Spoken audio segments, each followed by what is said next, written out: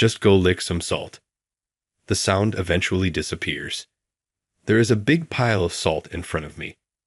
How did this happen? What is this about specifically? Alex looks at the salt and clicks his tongue lightly as I ask. Stop talking. I never authorized you to talk. I can't speak, so I freeze. The room is filled with laughter as the other staff members around us burst out laughing. I recognize this as harassment right away. The director of this department, Alex, was someone I had heard of. He reportedly graduated from one of the most prominent institutions at the top of his class. He currently leads the main office's department at the age of 59 and is scheduled to retire the following year. He looks much younger than he is, and he has such a commanding presence that I was speechless. I was only able to gaze at the salt mountain before me. Mark is my name. This year, I turned 50. I have to make a significant decision now. The headquarters. I muttered to myself as I sat in a rural hospital's courtyard. I was complimented by the person on the phone who described it as a significant promotion. I was reared in a rural area, attended a technical school for 5 years, and then attended an advanced program for 2 more years before. At the age of 22, I started working in a branch office of a large corporation. I gradually increased my accomplishments, moving up the ladder to a certain point. However, I was now asked if I would be interested in working at the main office. It didn't really interest me. Our lone daughter recently graduated from high school and began her first year as a working adult. My wife is a caring wife. I just want to live a quiet life with my wife. That's all I desire. I will be unable to commute from here if I relocate to the main office. Either my wife and I would have to move in together, or we would have to live apart. However, my wife is currently dealing with a medical condition that makes it difficult for her to go out. Naturally, there are many hospitals and physicians in Tokyo, the location of the main office. It would be easy for me to find someone who could take care of her. Moving and switching hospitals would still be a big hassle for her. Upon my return to the hospital room following the conversation, I noticed my wife gazing at the wind-blown curtain while likely enjoying some music on her earphones. Chase your dreams, she added, smiling with her typical dazzling expression, as if my face was a mess from all my challenging thoughts. Even though I hadn't said yet, she was obviously aware of it after our more than 2 decades of dating. My eyebrows furrowed into a helpless look as I gave an ungainly smile. In my 3rd year of technical school, I made the decision to pursue this field. At the time, I struggled to decide whether to go to college or start working. There were no prospects for my future that I could envision. I regretted my decision to attend a technical school rather than a traditional high school because of its high employment placement rates. However, I met someone who altered my viewpoint in the last hour. I was inspired to persevere for 2 more years and complete the advanced program by that experience. Yeah, I guess I was lucky to fit so well into the ed industry and make it this far. Whom do you think I gave up on success for, you? Well, that's not true. It's half right and half wrong. I might seem like a man without ambition now, but when I was younger, I burned with a desire to climb the ladder and earn a position at the main office. But when I married my wife and our daughter was born, I began to value long-term stability over career advancement. A life surrounded by convenient things in Tokyo would be nice, sure, but I wanted my daughter to grow up in a natural environment and enjoy a real childhood. For that reason alone, I stepped off the fast track. But I have no regrets. My daughter grew into a straight-laced young woman, and although my wife fell ill, I have been able to be by her side to care for her. What more could I ask for? That's why this opportunity has me so conflicted. Sure, at this point in my life, I can make my own decision. Working at the main office wouldn't be so bad, but still, I'll always put you before my job. This is what I truly felt. What meaning was there in rising up the ranks now? As I mulled it over, my wife gently wrapped her hands around mine. She told me not to worry about her and to do what I wanted to do. What I wanted most was simply to be with her. And yet, deep down, there was still a flicker of that ambition. A part of me still longed to aim higher, to reach for something more. All right, I'll tell the director, Mr. Smith, that I'll consider it positively. Just give me a little more time to think. As I said this, the doctor and nurse entered the room. My wife had to be moved for a scheduled test. Please take care of my wife, I said. With those parting words, I picked up my bag and left the room. The days were growing shorter in winter. Even though it had been warm during the day, the atmosphere grew unstable, and by evening, the cold air had swept in, dropping the temperature sharply. My visible breath reminded me that winter had arrived. I shivered, and as I did, my phone buzzed in my pocket. My daughter's name appeared on the screen. What's up? Oh, we're having hot pot tonight. That's great. What? No meat. Ah, all right. I'll pick some up. You get the vegetables ready. I hung up and ducked into a nearby store, seeking both warmth and the missing ingredients. The supermarket was cool, but not uncomfortably cold. I instinctively reached for lean meat then tossed some marbled beef into the basket as well. And of course, hot pot calls for beer. I'd heard that canned beer these days could rival a freshly poured draft. I rarely drink, but since my daughter was preparing the meal, it seemed fitting to indulge. I found myself smiling naturally as I filled the basket, paid for my items, and headed home. I felt moments of happiness. For me, they were more than enough to feel fulfilled. Maybe I should never have accepted the transfer to the main office. That thought crossed my mind as I encountered an event that made me realize it. Just go lick some salt. The noise around me faded into the distance. In front of me sat a large mound of salt. How had it come to this? As I closed my eyes, memories from a few days ago resurfaced. The day after sharing hot pot and beers with my daughter, I called Mr. Smith to accept the transfer. Mr. Smith immediately began making arrangements and told me to attend a networking event the next day. It felt as though they had already planned on convincing me, even if I declined. Since I accepted, it didn't matter anymore. Fine, I'll attend the event, but my wife is unwell, so I'd like to delay my transfer a little and work remotely for now, if possible, I said. Mr. Smith agreed without hesitation and moved forward with preparations. Only a handful of employees had ever been transferred from this branch to the main office.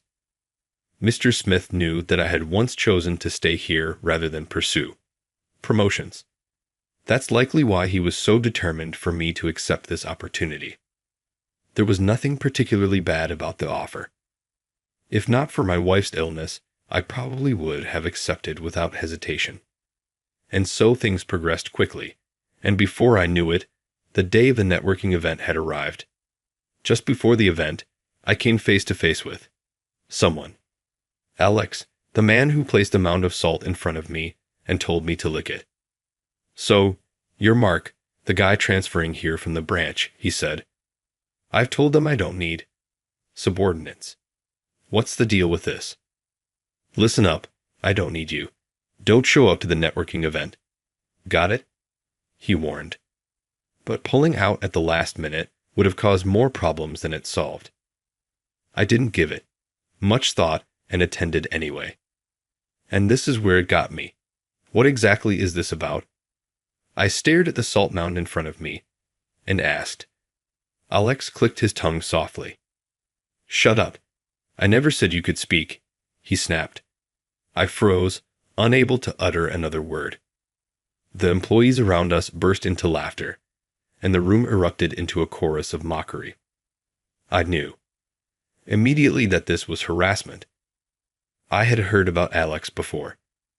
Rumor had it he graduated at the top of his class from a prestigious university. Everyone knew he's now the head of the 8th Division at the main office. And, at 59, is set to retire next year. The sheer authority he exuded was enough to make me shrink in silence, unable to do anything but stare at the ridiculous pile of salt. After a moment, Alex let out a heavy sigh. "See? I warned you. You brought this on yourself. There's an open seat over there. Go sit there. Stay out of my sight." When I followed his pointed finger, I noticed a single empty seat across the room. For a moment, I thought I saw some of the employees, those who had just been, laughing at me, glare sharply at Alex. Maybe it was my imagination. Deciding it would be pointless to escalate the situation, I quietly moved to the other seat. The rest of the networking event proceeded without further incident, and it ended without much more fuss. On my way out, I stopped at a convenience store near the venue to grab some stomach medicine. That's when I overheard a conversation coming from a dimly lit smoking area nearby. I hadn't intended to eavesdrop, but the voices carried. "Man, I didn't think he'd actually say something like that. Acting all high and mighty just because. He got promoted from a branch office. Did you see his face when he saw that mound of salt? Priceless." It was one of the employees who had mocked me earlier, and the person he was speaking to was Alex. "Don't get carried away," Alex said. From their tone, it became clear that Alex and this man were working together, or so it seemed at first. Maybe they were old friends or colleagues of the same rank. I was ready to leave, frustrated by their petty conversation, when suddenly the atmosphere turned tense. "Don't get carried away. You were enjoying it too," Alex added. The mood turned tense. If Alex had been the ringleader of the salt incident, they wouldn't be having this argument now. If anything, they'd be laughing about it together. Instead, it seemed like the employee was the only one enjoying the situation. Alex, unfazed, spoke in his usual disinterested tone. "If you have time to pull childish stunts like that, you should have spent it on something useful. I only covered for you.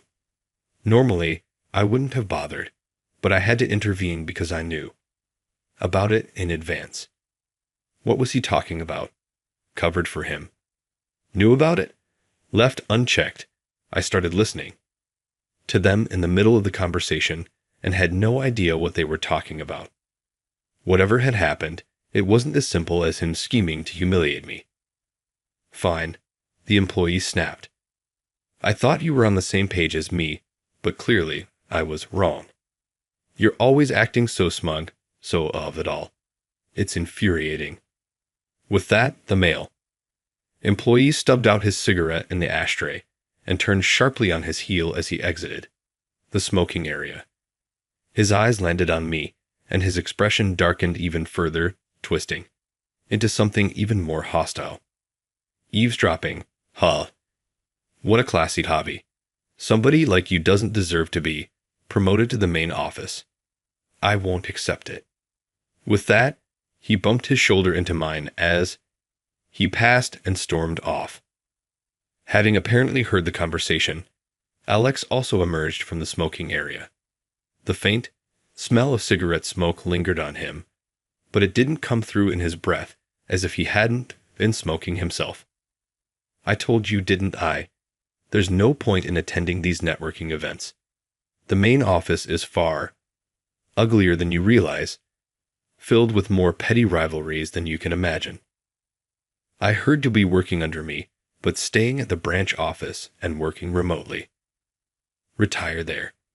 I don't want to see you here." With those parting words, Alex walked off in the opposite direction, disappearing into the night.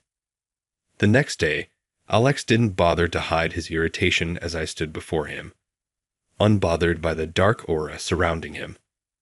"Why are you here?" he asked. "Well, actually, I couldn't get a flight home, so I'll be working here today. The executive director also asked me to accompany you to your business meeting," I replied. "I look forward to working with you, Alex. As Alex stepped left to get past me, I mirrored his movement. He stepped right, I stepped right. It was like a comedy skit. After a few more rounds of this, Alex finally let out an exasperated sigh. Even if I told you not to come, you wouldn't disobey a directive from the executive director. I hear you held a manager role at the age of 50 back at the branch. If that's the case, you should already understand how to handle yourself. You may have turned your back on further promotions and settled at that level, but you still know how to act. Don't do anything unnecessary. Understood. That's the condition for letting you tag along. I understand. Realizing I wouldn't back down, no matter what he said, Alex let out yet another heavy sigh, one of many that day. We got into the company car. When I slid into the driver's seat without hesitation, he blinked in surprise. What's so shocking about this? Something wrong? Alex shook his head slightly. No, it's just I usually travel alone, so I'm never in the passenger seat. It feels odd, that's all. Once I confirmed he had buckled his seatbelt, I slowly started the car. As expected of Tokyo, the roads were complex, and the sheer number of lanes had me flustered. This is why I suggested I drive well, Alex commented. Whatever. Consider it part of your education. Up ahead, once you cross that bridge, this lane will only turn left. You're going straight, so merge into the right lane when you see the chance. His directions and guidance were spot on, and thanks to him, we managed to arrive safely at the client company's parking lot. At first, I thought Alex was inscrutable, but I realized he was surprisingly attentive. He wasn't careless or apathetic. He was a serious and meticulous person, and that only made the incident with the mound of salt feel stranger to me. Yes, Alex had told me to lick the salt, but I couldn't help but feel I was missing something. Something didn't add up. I couldn't shake the feeling that I was missing a piece of the puzzle. After checking in at reception, we were led to a conference room where we waited. Soon, a representative from the client company appeared. The moment he saw me, his eyes widened in surprise. We stared at each other in silence for several seconds before he broke into a big smile and exclaimed, "It's been a long time, Mark. I heard someone was accompanying Alex today, but I didn't expect it to be you." Ah, now it all makes sense. The young man, probably in his early 30s, bowed his head hesitantly. Without missing a beat, I responded, "Let's just cancel the $54 billion deal." Huh? Alex sputtered, turning pale. The young man blinked, startled at my blunt declaration before suddenly chuckling. That look on your face is always the same when you're joking. "Ah, you caught me," I replied, feeling a small sense of satisfaction.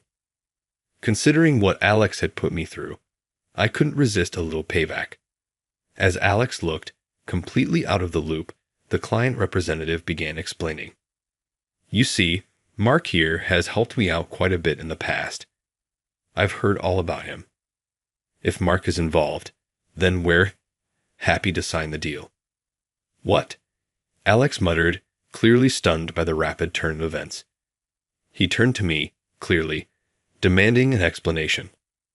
"Well, we're both alumni from the same technical school.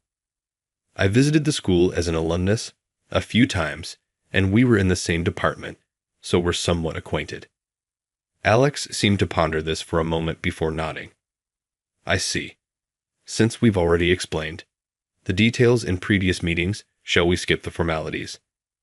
"Of course. In fact, we were going to let you know today that we're prepared to move forward with the contract." From there, the negotiation progressed smoothly. Still, even as everything wrapped up, Alex's expression remained unusually stern. Once we returned to the company car and settled in, Alex spoke the moment the door shut. "This doesn't make any sense.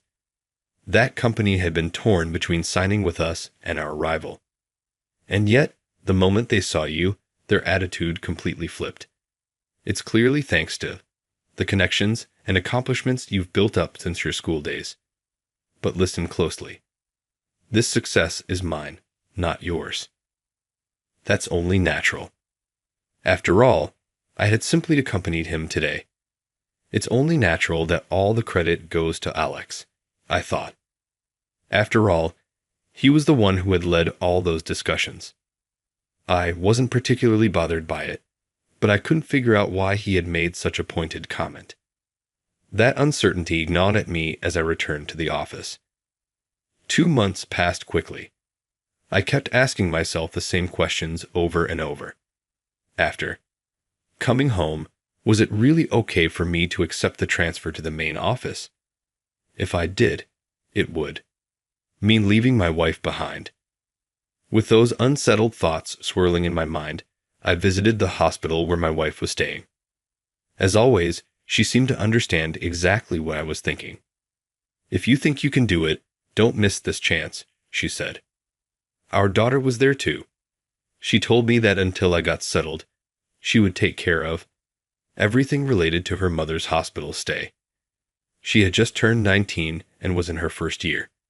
As a working adult, I didn't want to burden her, but seeing how responsible she had become and knowing my wife's wishes, I realized it was time to trust them.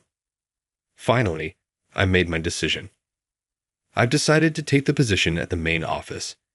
It's going to cause some inconvenience for a while, but once things calm down, we'll reevaluate the situation. Until then, I'll be living alone for a bit. Please bear with me. I felt so guilty, but the encouragement from my wife and daughter gave me the resolve I needed to move forward. At 50, it's still too early to give up. 3 months after that company networking event, I officially received notice of my transfer to the main office. As expected, Alex was now my boss. "I hadn't heard anything from you, so I thought you decided to stay at the branch office, but here you are, back for more. Well, whatever. I'm too busy to babysit you.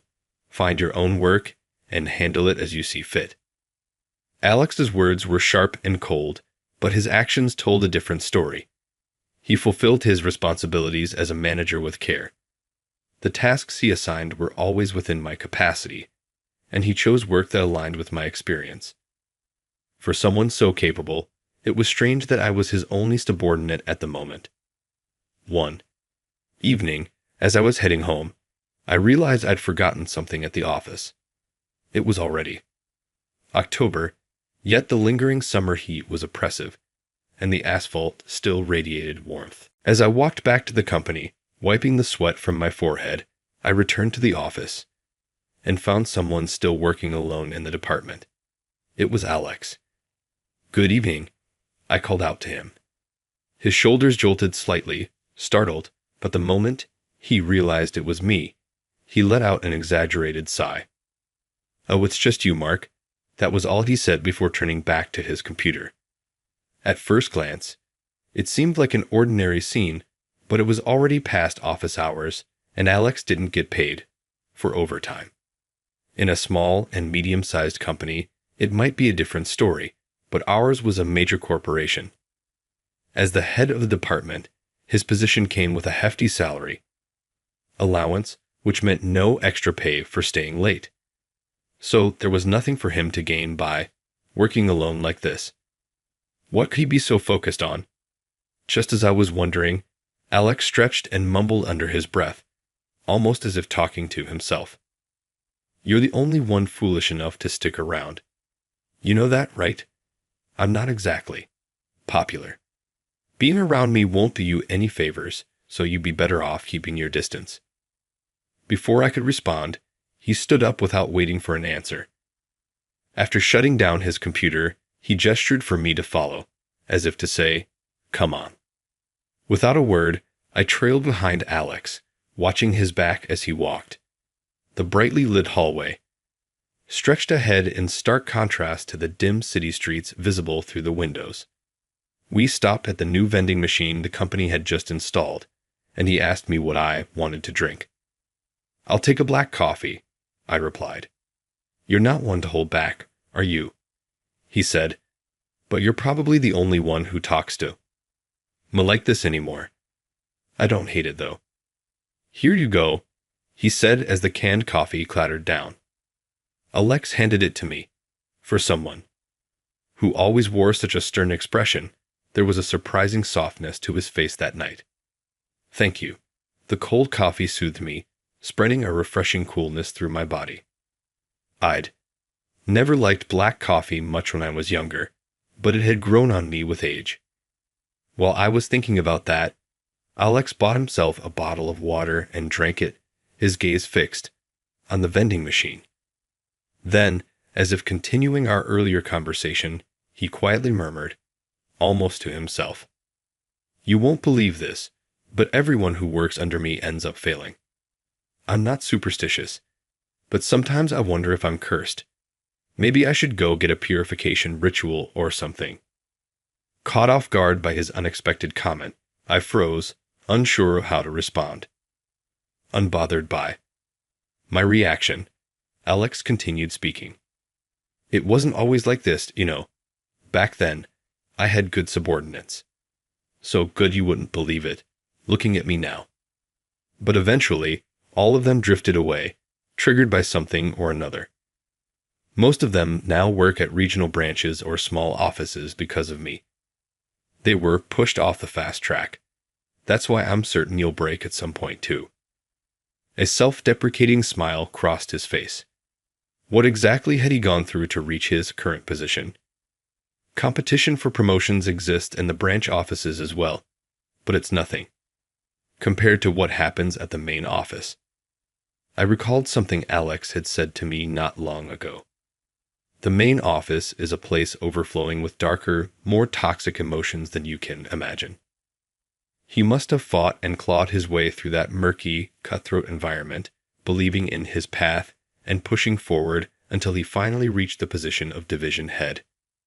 But at the same time, I couldn't help but feel that he had lost a great deal along the way. Isn't that just how promotions work, though? When someone moves up, someone else inevitably gets left behind. You earned this position because you deserved it, isn't that right? But Alex shook his head, denying my words. Did I do things that earned me resentment? Yeah, probably. To get this far, I had to outmaneuver my peers and win. That's the truth.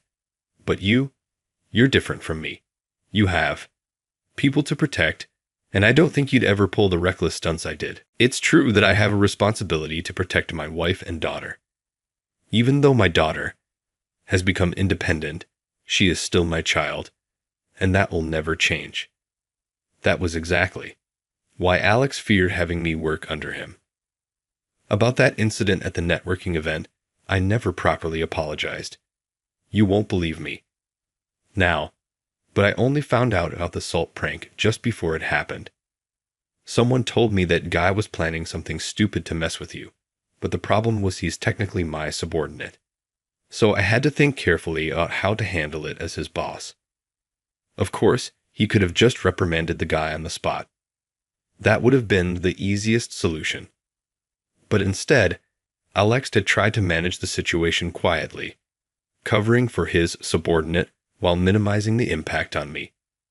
The whole lick the salt comment had just slipped out, apparently without much thought. But still, it's a fact that I hurt you. I figured if I made things hard for you, you'd hate me enough to go back to the branch office. I was trying to keep my distance from you, but here you are, stubbornly sticking around. Surprisingly, he smiled. Not his usual sharp, cynical grin, but something softer. That's ridiculous, I said, half joking. Alex let out a quiet laugh. I think so too. After a brief silence, he sighed and finally explained why he'd been working late. The recent negotiation went well. I kept the credit under my name because I didn't want you to become a target for harassment again, but you seem capable enough now. Pausing for a moment, Alex handed me a small slip of paper. On it were the names of several employees, presumably for the project. The client specifically requested you as the project leader. You know them, don't you? he asked. I'm getting older. It's time for me to step back and let the next generation take over. I'll make sure management knows you were the key to the success of that deal. These are the project team members. Lead them well and show them what you can do with that. Alex took another sip of water and, saying he still had work to do, headed back to the office. The next day, the project team was officially announced.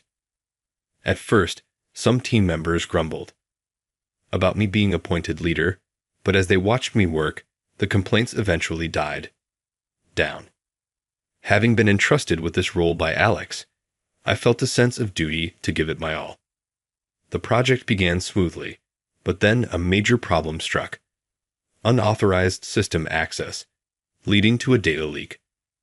According to the report from upper management, someone had attempted to infiltrate our system externally. They had accessed logs containing confidential project information, throwing the entire company into chaos. Naturally, the project was immediately frozen, and an emergency meeting was called. As the project leader, I attended, and that's when I learned the shocking truth. The unauthorized access had come from Alex's computer and account. The exact cause remained unclear, but it seemed that Alex's account had been used as a stepping stone to access the core of the system and extract sensitive information. Naturally, the client was furious about the situation. The person I'd reconnected with during the negotiation called me, sounding apologetic and overwhelmed as he tried to get a handle on the details. Nothing concrete had been decided yet, but the project was on the verge of being canceled. If that happened, it would result in far more than just significant losses. It would be catastrophic. If Alex wasn't at fault, that would have been one thing. But the logs showed that his account password had been overly simplistic, making it easy to crack. The records also revealed that his computer had been left running unattended during certain times. Impossible. That was the first thought that struck me. Alex always shut down his computer whenever he left his desk. Alex had always been strict about account management. He had warned me more than once. I've had subordinates in the past who fell victim to unauthorized access. One guy even used his wife's name and birthday as his password. Don't ever do something like that. Got it. And more importantly, Alex was the head of the 8th Division and an 8 specialist through and through. The upper management seemed just as baffled by the situation. They couldn't believe Alex would make such an amateur mistake.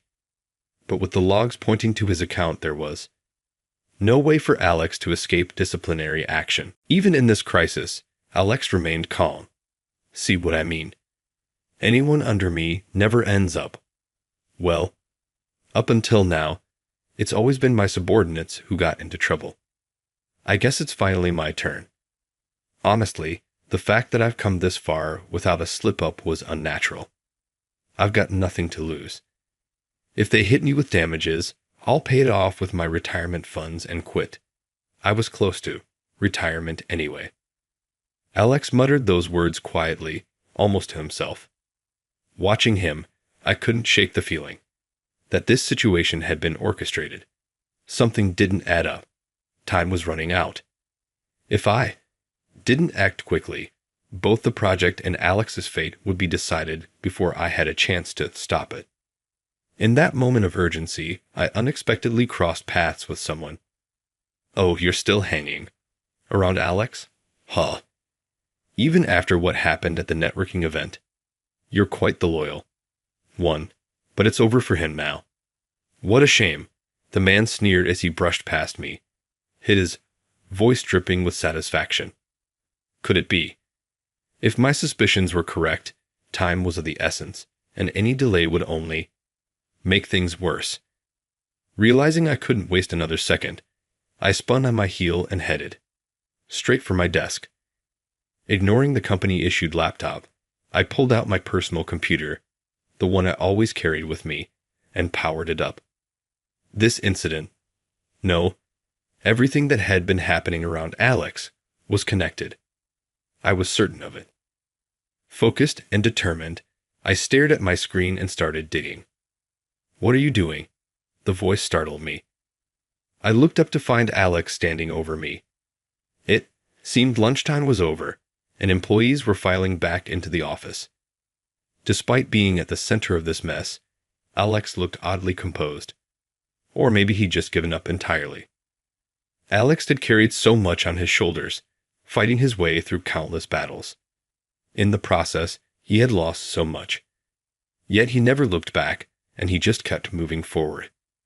There was no way I could let him fall so easily here. I clenched my fists tightly and took a deep breath. Without answering Alex's question, I continued typing furiously, my focus unwavering. Perhaps it was my intensity, but before long, a crowd began to gather around me, watching silently. "All right, everyone, back to your work," I called out, but at that exact moment, I shot up from my seat. "I've found it." "What is it?" someone asked. I had finally uncovered the truth. The logs being used as evidence had been falsified through highly sophisticated techniques. Look at this. Ordinarily, when a log is modified, the system keeps a record of the date and details of the change. However, in this case, traces of that record, being erased, still remain. Everything else was wiped clean, which means this was likely a careless mistake by the culprit. And from there, the trail became clear. The unauthorized access didn't come from outside. It came from within the company. While it's true that the division head's account was accessed, the IP address of the device used shows that it originated from inside the office. In other words, the culprit is one of us. If we trace this IP address, we'll find out who's responsible. At my words, the room filled with gasps of disbelief from employees who clearly didn't understand what was happening. Even Alex looked stunned, his expression uncharacteristically frozen as he stared at the suspicious IP address and the falsified logs displayed on the screen. I couldn't figure it out on my own, so I looked into it too, but I couldn't find anything. I thought, whoever did this was simply more skilled than me, and when the evidence is so clear, there's no fighting it. But I never imagined it. It was now clear that Alex had been framed, deliberately set up by someone, and I knew exactly who would be unhappy with this revelation. This is nonsense. Mark's making this up. The voice came from a man I recognized. Immediately, the same one who had sneered at me earlier, the same one who had been antagonistic toward me from the start. He was visibly shaken, his fists trembling slightly as he tried to compose himself. Almost instinctively, he began to hurriedly shut down his laptop as if trying to hide something. Alex didn't miss a beat. "Wait, what did you just hide?" Bringing personal computers into this room requires explicit approval. Mark submitted a request beforehand, so that's fine. This is the IT division after all. We manage the backbone of the company's security. Now, hand over whatever you just hid. The office instantly erupted in murmurs. We are assigned to the security division within the IT headquarters department, although we also handle sales, which sometimes causes people to mistake us for salespeople.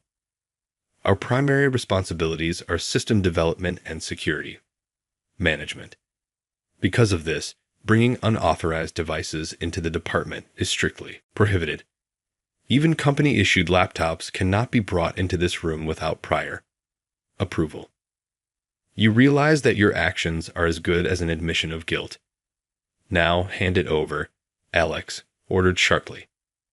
The man hesitated, his expression contorted with frustration, but eventually he surrendered the laptop. The IP address confirmed it. The device matched the one that had accessed Alex's account. Given the circumstances, there was no doubt now. He was the culprit. You had to falsify logs with some pretty impressive skills. Why misuse such talent for this? I asked. Because of Alex, my career was ruined. The man's angry shout cut over my words. It was clear he held a deep grudge against Alex. The employees who had mocked me before seemed to share his sentiments, having followed this man's lead, blaming Alex for his own lack of success. He lashed out with completely self-centered anger. I knew I wouldn't get his position even after he retired, so I decided to strike first, pull him down and make him leave in disgrace. It was nothing but petty, twisted jealousy. The entire room fell into stunned silence, the tension so thick it was suffocating. Yet the man carried on, a crazed smile spreading across his face. Everyone knows what a lousy boss Alex is. He's a disgrace as a manager. He doesn't deserve to be here. His words were sharp, but I knew the truth.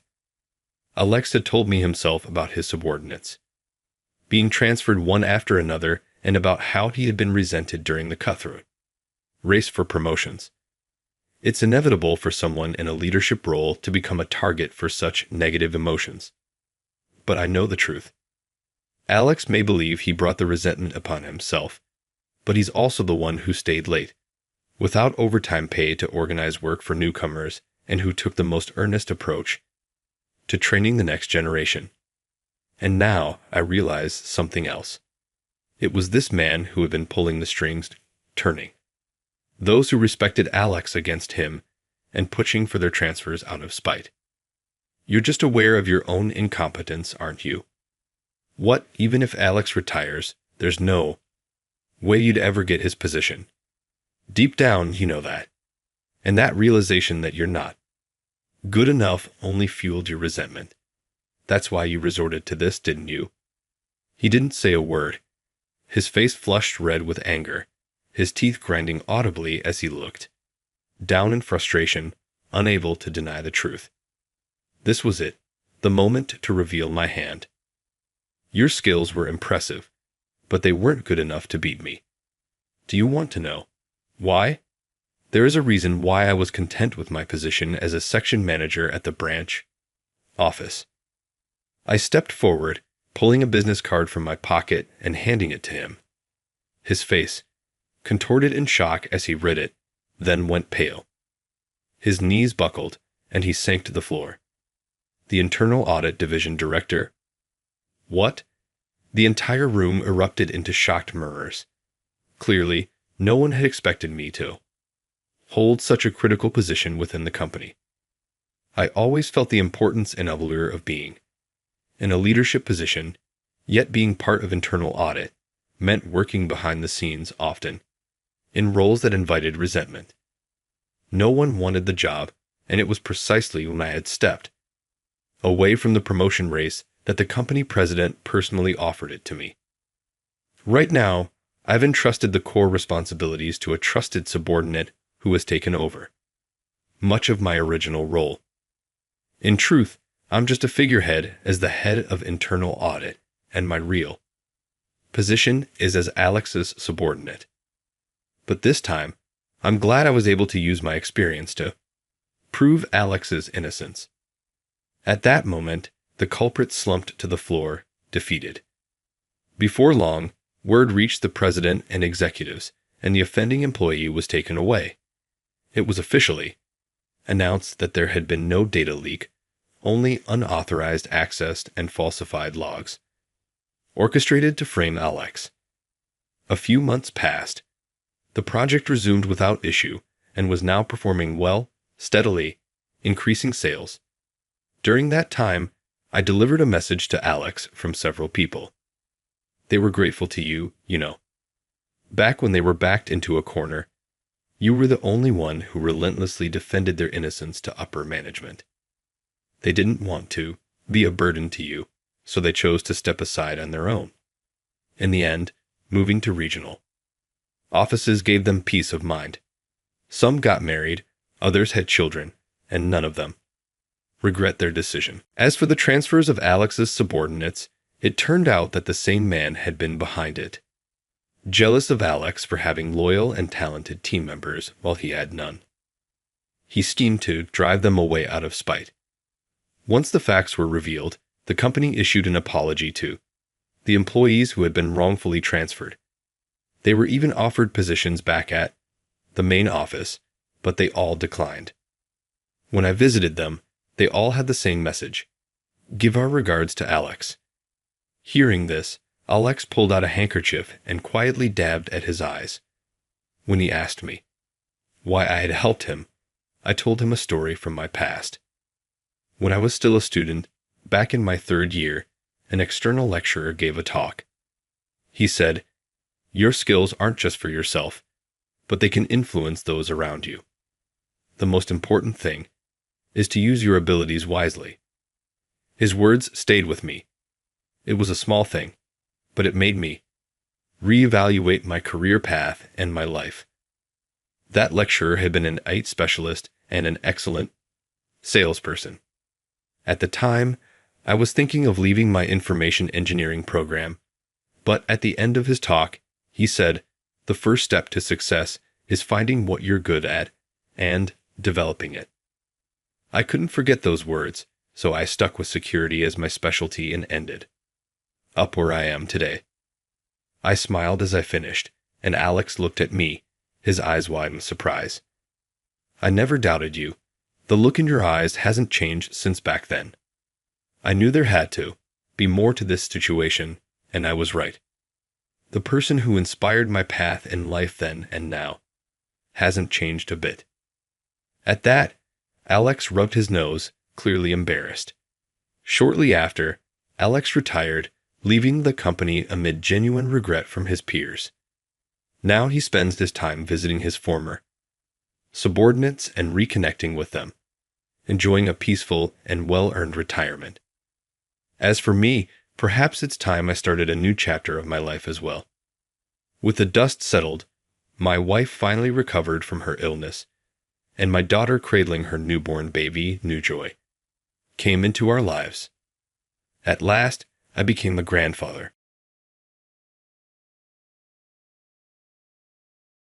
What? Morning already? I felt thirsty and opened my eyes to see the dazzling morning sun streaming in through the window. I'm John, 28 years old, just a regular single guy working at an advertising company. Yesterday, we had a company party. Perhaps I drank too much. I can't remember anything. I managed to wake up my lazy body, which still had some alcohol left in it, and looked around to find my tie and bag carelessly tossed on the floor.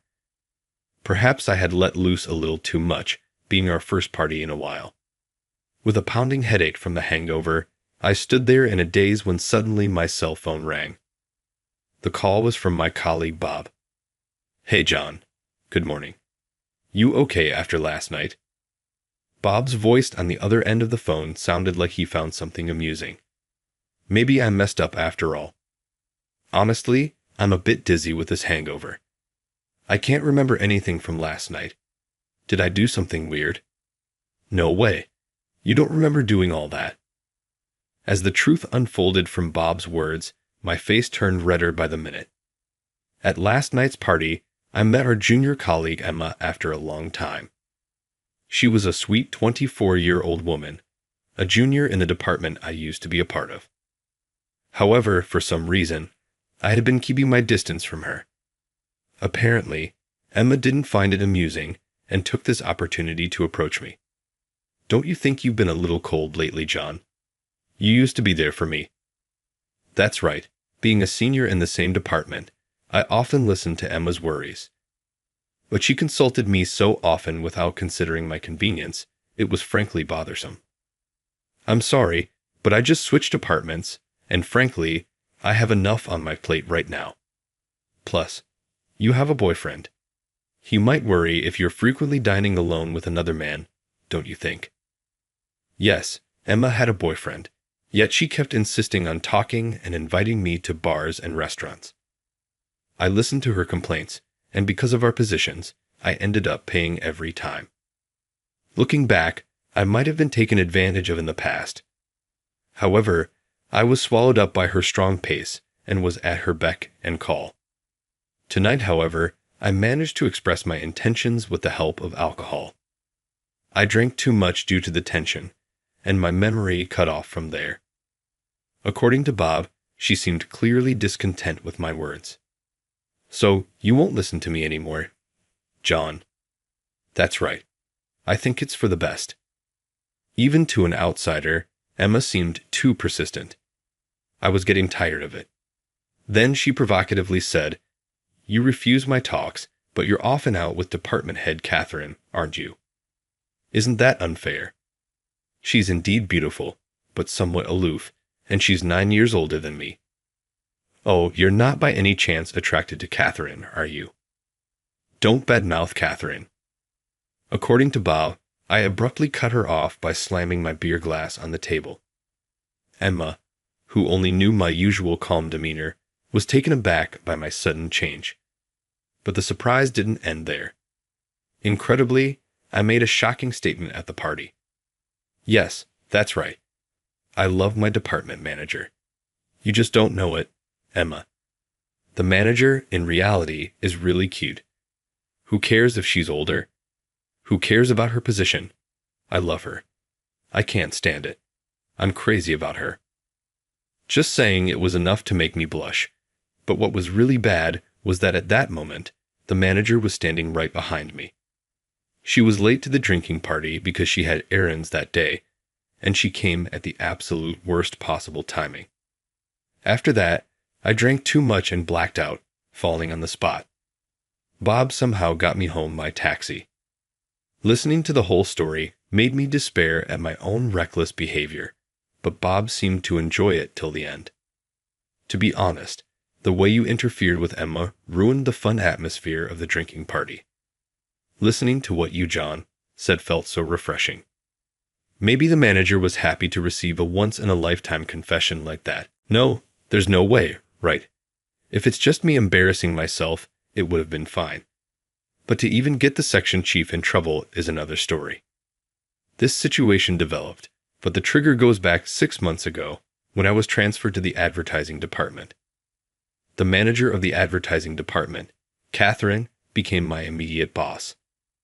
She is 33, 5 years older than me, and single.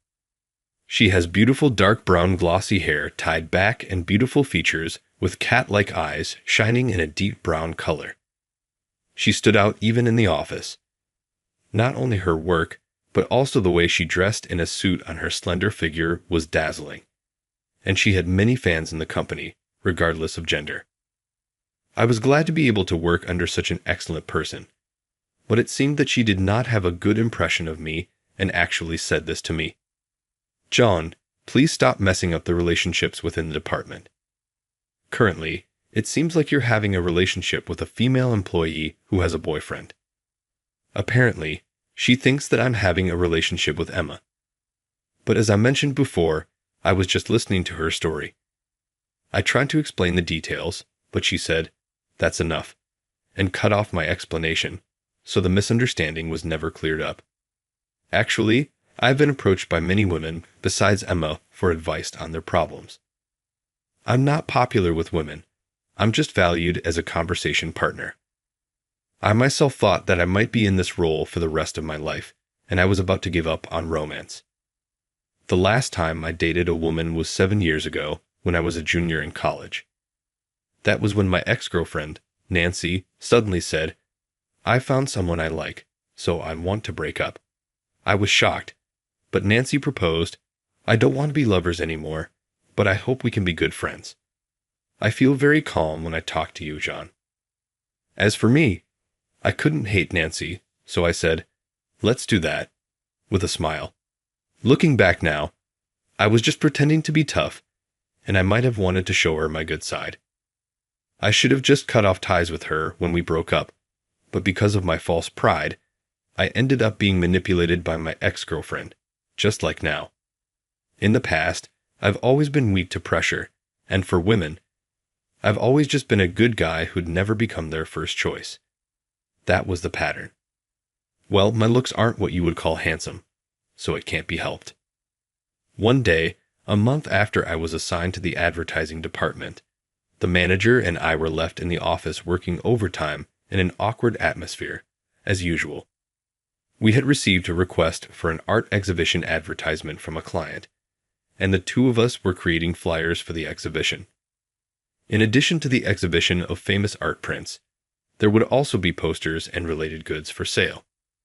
The two of us were each staring at a computer, trying to create an attractive flyer that would entice customers to buy, but there was no one else in the office, and it was awkward to just work silently.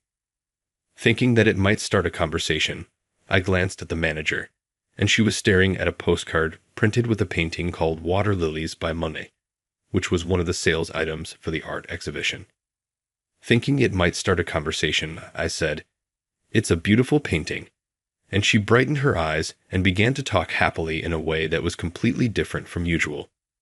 "Isn't it? Monet is an impressionist painter, and he has painted many pictures of water lilies. This painting on the postcard is owned by the boss of a museum of art." She talked about Monet passionately for a while. It was the first time I saw her, who was usually cool, talking so much, and I was surprised at her rich knowledge about art. However, after a while, she made a face as if she realized something and said, "I'm sorry, I talked too much," blushing and looking down. "Why are you apologizing?" I asked. I didn't know what kind of painter Monet was, so I found her explanation really interesting. I also secretly thought it was cute how our section chief got so passionate talking about what she loved. But she said, "Enough with the pleasantries," and shook her head side to side while blushing. I know, when it comes to talking about art, I just can't help but get excited. That's perfectly fine. If we're working in advertising, knowledge of art is absolutely essential. Our conversation continued to flow naturally, and we were able to make significant progress on our flyer. As the overtime for the day was wrapping up, I decided to be bold and asked the manager, "Would you like to go for a drink?" I thought that since we had warmed up to each other, having a drink would deepen our relationship even further. Initially, the manager squinted at me with a skeptical look. "Well, aren't you involved with your junior colleague, Emma? You don't plan on making a move on an older woman like me, do you?" "No, not at all. Emma is infatuated with her boyfriend, and I'm just someone she talks to." "Really? Well, that's okay. I'm not that kind of woman. We'll have our drink and then head straight home." Despite the manager's initial weariness, we managed to have a drink together at a local bar. The manager seemed to enjoy her draft beer and loosened up enough to talk about art as she had before. She had studied art history in college, and I found her stories fascinating. She seemed to finally let her guard down since I made no further advances. As we left the bar, she said, "I had a great time." I, too, enjoyed spending time with the manager. From that day forward, the walls between us came down. We were able to work more smoothly while maintaining open communication. Whenever our schedules matched up, we would go for drinks. It became our regular activity. One day, the manager opened up to me. "I misunderstood you, John. I've heard from other employees that you often get consulted by female staff about their problems. I had an unfair prejudice against you, and I've been cold towards you."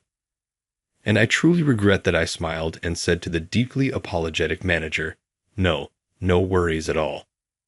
When someone hears that you're alone with female employees, it's a common assumption. But now I can understand why Emma feels the way she does. Just talking with you, John, is healing in its own way. The manager shared her past trauma with me. "You know how I get really excited and talk nonstop when it comes to art? My previous partner found that repulsive. He didn't expect me to be so talkative because I appear to be a reserved person. It was a shock when he broke up with me because of that, so I've been trying to keep quiet ever since. Looking back, I've been treating you the same way I was treated. It was wrong of me to form a negative image of you before getting to know you. I never imagined that the manager had such a past. She had been pretending to be someone she wasn't after being rejected for being her true self. I would never do that. That's because I genuinely like the manager just the way she is. Spending time together, she became someone special to me before I knew it. Catherine, I think you're incredibly charming just the way you are. We've managed to understand each other like this, so let's let bygones be bygones. Please, I'd love for you to continue sharing about art with me." And my words made Catherine smile genuinely. "Because you're such a good listener, John. You also satisfy my frustrations that I've been holding back for so long, so I'm really grateful. But recently, I've been a little worried about you. You've been frequently asked out by Emma, and you're paying for her meals, aren't you? I think it's a bit different if you listen to her concerns once in a while. You're right. I've been feeling stressed about my relationship with Emma, so I think I'm going to distance myself a bit. Until now, I could only find my sense of self-worth by being close to someone. But since meeting Catherine and falling in love, I've come to want to spend my precious time with my special person. That's how I came to the events of last night. Having fallen in love with Catherine, I tried to keep a distance from Emma, but I never thought I would make such a blunder while drunk. I was beating myself up over it, but I decided to apologize to Catherine first and nervously made a call. Catherine must have been appalled because I went on a drinking spree. Listening to the dial tone with a bad feeling in my chest, Catherine answered the phone quicker than I expected. "Hello, Catherine. I'm really sorry about yesterday. My thoughtless actions have caused you trouble. I know an apology won't cut it, but please let me get down on my knees." "Whoa, John, calm down. There's no need for you to do that. Just calm down." As soon as I heard Catherine's voice over the receiver, I blurted out an apology. From the tone of her voice, it didn't seem like she was angry. Instead, Catherine said something unexpected. "I'm actually on my way to your apartment right now. You seemed really drunk yesterday, and I thought your handover must have been rough. I'm coming to check on you. I brought some stuff, so let me in." I hadn't expected Catherine to come to my place. 10 minutes later, the intercom rang, and Catherine had bought not only food, but also mineral water and paints. "I'm sorry for making you worry." "No, it's fine. You've always been so good to me. You drank a little too much last night, didn't you? You don't look so good. You should get some rest today." Catherine said that and comforted me with kind words. But the words, "you drank too much," stuck in my chest. Probably, she interpreted my words last night as, he couldn't help it because he was drunk, and was silently signaling, "I don't mind." But I wanted to convey my feelings properly. "Catherine, even though I don't remember anything from yesterday, everything I said at the party is true." "Huh." When she heard my words, Catherine looked at me with a surprised face. I quickly started speaking to change the atmosphere while blushing. "But of course, I understand if it's impossible. I'm happy just being by your side, Catherine. If we can continue to work together from now on, that's more than enough. So please forget what I just said." While I was talking, Catherine hugged me tightly. For a moment, I couldn't understand what was happening, but Catherine was crying, saying, "I'm happy." "I was really happy about what you said yesterday, but I thought I shouldn't take it seriously, so I was acting defensive. I never thought you felt the same way about me, John." "Huh. You like me too." "Yes, spending time with you, I've grown to like you. Not as a subordinate, but as a man. But you were so kind, John. I've always told myself not to expect anything from that kindness.